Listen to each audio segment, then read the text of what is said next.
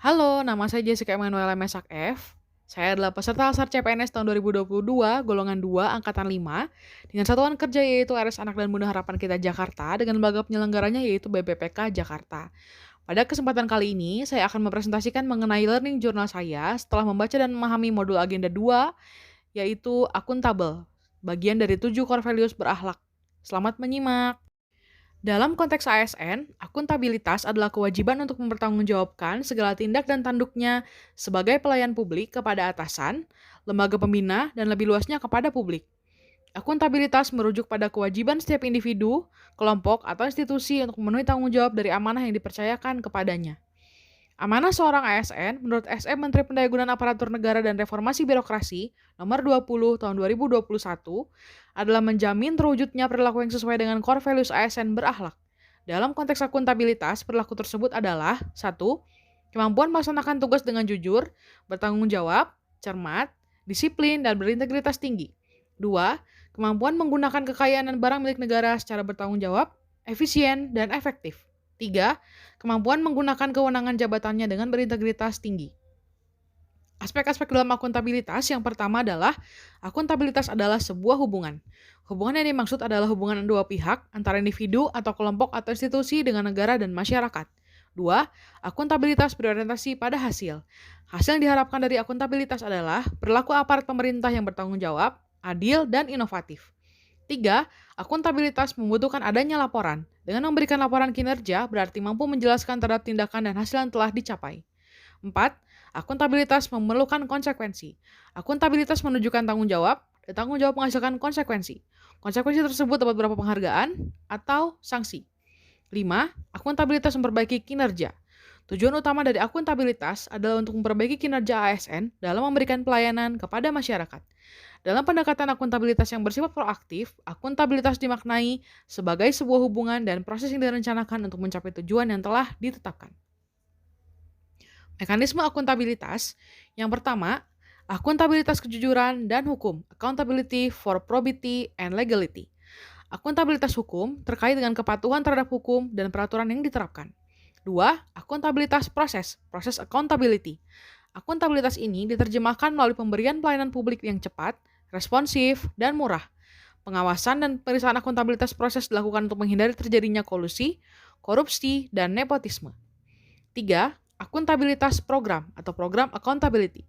Akuntabilitas ini dapat memberikan pertimbangan apakah tujuan yang ditetapkan dapat tercapai dan apakah ada alternatif program lain yang memberikan hasil maksimal dengan biaya yang minimal. 4. Akuntabilitas kebijakan, policy accountability. Akuntabilitas ini terkait dengan pertanggungjawaban pemerintah atas kebijakan yang diambil terhadap DPR atau DPRD dan masyarakat luas. Alat akuntabilitas di Indonesia, yang pertama adalah perencanaan strategis atau strategic plans, yang berupa rencana pembangunan jangka panjang atau RPJPD, menengah, rencana pembangunan jangka menengah atau RPJMD, dan tahunan, rencana kerja pemerintah RKPD, rencana strategis Renstra untuk setiap satuan kerja perangkat daerah atau SKPD, dan sasaran kinerja pegawai atau SKP untuk setiap PNS. Yang kedua, kontrak kinerja. Semua pegawai negeri sipil, tanpa terkecuali, mulai 1 Januari 2014, menerapkan adanya kontrak kerja pegawai. Kontrak kerja yang dibuat untuk tiap tahun ini merupakan kesepakatan antara pegawai dengan atasan langsungnya.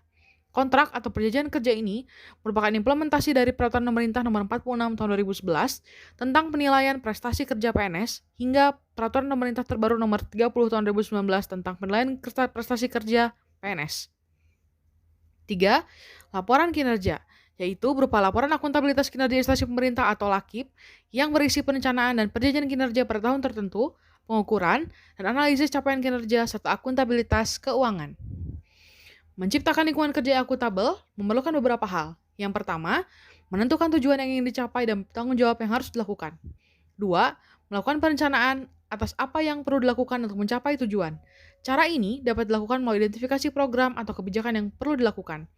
3. Melakukan implementasi dan memantau kemajuan yang sudah dicapai. Hal tersebut penting dilakukan untuk mengetahui hambatan dan implementasi kebijakan atau program yang telah dilakukan. Selanjutnya, memberikan laporan hasil secara lengkap, mudah dipahami, dan tepat waktu. Hal ini dilakukan sebagai wujud untuk menjalankan akuntabilitas dalam menyediakan dokumentasi dengan komunikasi yang benar serta mudah dipahami. 5. Melakukan evaluasi hasil dan menyediakan masukan atau feedback untuk memperbaiki kinerja yang telah dilakukan, melalui kegiatan-kegiatan yang bersifat korektif.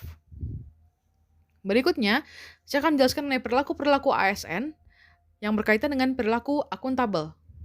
Yang pertama, perilaku ASN berkaitan dengan konflik kepentingan atau conflict of interest.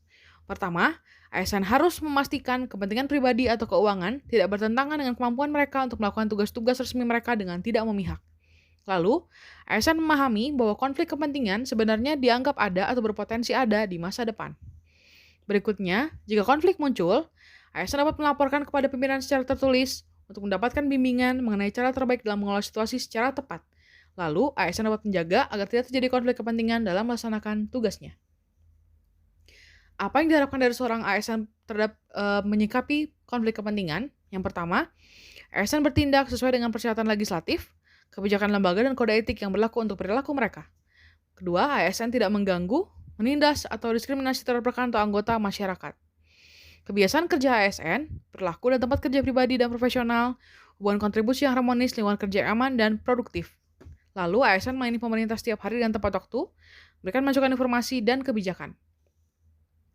Berikutnya, ASN memperlakukan anggota masyarakat dan kolega dengan penuh hormat, penuh kesopanan, kejujuran, dan keadilan dan memperhatikan tepat untuk kepentingan mereka, hak-hak, keamanan, dan kesejahteraan. Lalu bagaimana perilaku ASN berkaitan dengan transparansi dan akses informasi? Yang pertama adalah ASN tidak akan mengungkapkan informasi resmi atau dokumen yang diperoleh selain seperti yang dipersyaratkan oleh hukum atau otoritas yang diberikan oleh institusi. Lalu, ASN juga tidak akan menyalahgunakan informasi resmi untuk keuntungan pribadi atau komersial untuk diri mereka sendiri atau yang lain.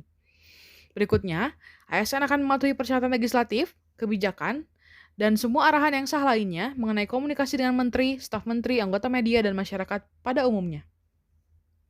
Lalu, bagaimana perilaku ASN berkaitan dengan menghindari perilaku yang curang atau koruptif, atau fraud and corrupt behavior? ASN tidak akan terlibat dalam penipuan atau korupsi. ASN dilarang untuk melakukan penipuan yang menyebabkan kerugian keuangan aktual atau potensial untuk setiap orang atau institusinya. ASN dilarang berbuat curang dalam menggunakan posisi dan kewenangan mereka untuk keuntungan pribadinya. ASN akan melaporkan setiap perilaku curang atau korup.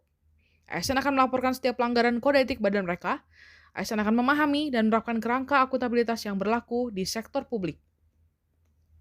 Terakhir, bagaimana perilaku ASN berkaitan dengan penyimpangan dan penggunaan data serta informasi pemerintah, record keeping and use of government information. Pertama, ASN bertindak dan mengambil keputusan secara transparan. Kedua, ASN menjamin penyimpanan informasi yang bersifat rahasia. 3. ASN mematuhi perencanaan yang telah ditetapkan. 4. ASN diperbolehkan berbagi informasi untuk mendorong efisiensi dan kreativitas. 5. ASN menjaga kerahasiaan yang menyangkut kebijakan negara. 6. ASN memberikan informasi secara benar dan tidak menyesatkan kepada pihak lain yang melakukan informasi terkait kepentingan kedinasan. Thank you. ASN Berakhlak 2022, mari menjadi ASN yang akuntabel. Terima kasih.